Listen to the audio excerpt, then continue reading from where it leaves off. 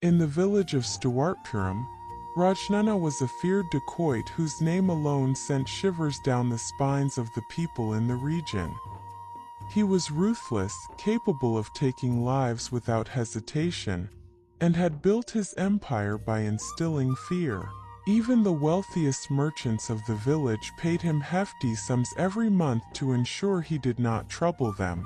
One day, as part of his routine, Rajnana made his way to the home of Subishetty, the richest merchant in the village. With his usual arrogance, he confronted the merchant, questioning why he had not sent his usual monthly payment. Subishetty, trembling with fear, hurriedly tried to explain that he had suffered a business loss, which had delayed the payment. However, he knew well that defying Rajnana was not an option. He quickly opened his treasury, pulled out a bundle of money, and handed it over. Rajnana took the money with a smug smile and warned the merchant that there should never be a delay in future payments. With an air of superiority, he left, reinforcing his dominance over the village. Using the fear of the people as his weapon, Rajnana accumulated immense wealth, amassing gold and treasures beyond measure. Rajnana had a son named Bhimanna, who, unlike his father, possessed an even stronger physique. As soon as Bhimanna turned 16, Rajnana decided it was time to pass down the family legacy. He began training his son in the art of thievery, instructing him that fear was the most powerful tool. He believed that Bhimanna, just like his ancestors, must become a notorious bandit and uphold their family name.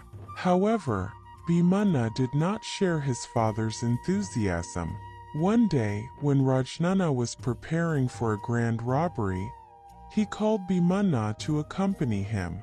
But Bhimanna, refusing outright, expressed his disdain for his father's way of life.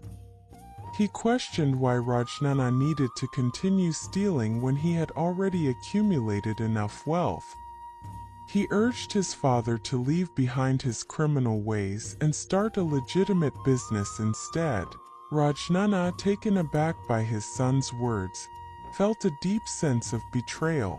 He could not fathom how Bhimanna, a descendant of generations of dacoits, could reject the legacy of their ancestors. Enraged, he declared that thievery was not just a necessity but a profession, one that had been passed down through generations. It was not about survival but about dominance.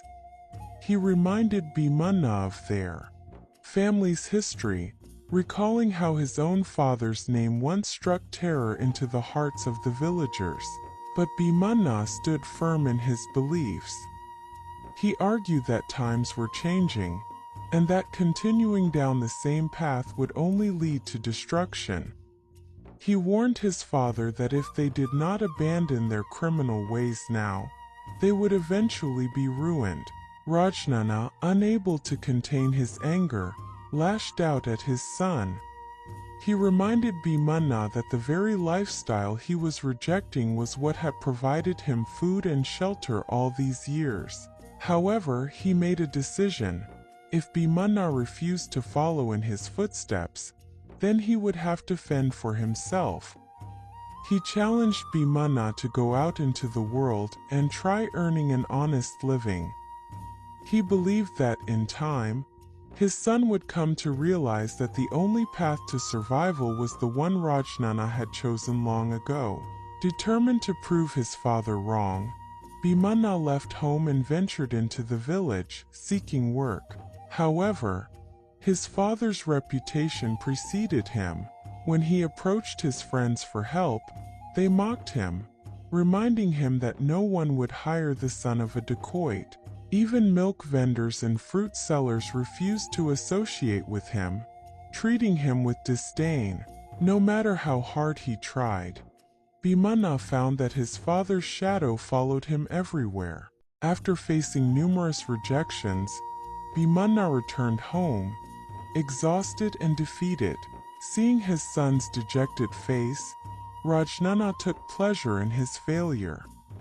He taunted Bhimana, asking if he had found an honest way to live, but Bhimana, seething with frustration, retaliated. He told his father that no one in the village would ever give him a chance because of Rajnana's reputation. He expressed his deep shame in even admitting that he was Rajnana's son. Realizing that he had no future in the village, he decided to leave and start anew in a place where no one knew his background. Rajnana, still unmoved, mocked Bhimana's decision. He assured him that once he experienced hunger and hardship, he would return to his father's ways. With that, he let his son go, fully confident that he would come crawling back. But Bhimana had no intention of returning in defeat. Before leaving, he made a vow. He would only come back when he had proven to his father that an honest life was possible. He would return not out of desperation, but on the day Rajnana realized that a man should never survive by robbing others. With those final words, he walked away. After Bhimana's departure, Rajana found himself lost in thought. He no longer felt the same drive to continue his robberies. His son's words echoed in his mind, and for the first time, he questioned his life choices. Slowly, he began distancing himself from crime. Meanwhile, the village began to experience a shift. Fear of dacoits started to fade, and the people felt a new sense of security. However, this peace was short-lived. One day, a shocking robbery occurred. Subishchetty's house was looted of jewelry worth lakhs. Rajana was stunned. He had not committed the theft, yet the villagers immediately suspected him. When he went to Subishchetty's house to find out what had happened, the merchant accused him outright, declaring that Rajana was the only thief in the village capable of such a crime. Subishchetty refused to believe his protests of innocence. The people, too, sided against him, convinced that Rajana had only pretended to abandon his criminal ways. Realizing that he could not clear his name through mere words, Rajana made a decision. He would track down the real thief. Only by capturing the culprit could he prove to the villagers that he was no longer a dacoit. From that day on, Rajana spent his nights trying to outwit the mysterious thief. But no matter how hard he tried, the robberies continued. Despite his efforts, he failed to catch the culprit. One night, while Rajana was out hunting for the thief, disaster struck. His own house was looted. The new thief had openly challenged him, robbing him of everything he had accumulated over the years. When Rajana returned home and saw the devastation, he was shattered. His life's earnings had been wiped out.